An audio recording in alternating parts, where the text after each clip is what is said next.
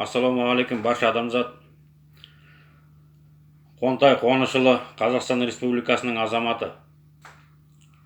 Саяси тұтқында отырған еліміздің ұлтжанды азаматтарын босатуын талап етемін. Және Серікжан Біләшұлы азаматымызға тағылған еш нақақсыз тағылған жала айыптарды ісін қайта қарап алып тастауын талап етемін.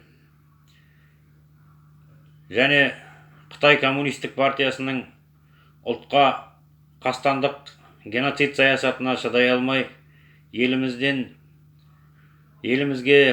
Қазақстан мемлекетіне жан сауғалап қашып келген Қастер Мұсаханұлы мен мұрагер Әлімұлы азаматымызға, екі азаматқа бүкіл әлемдік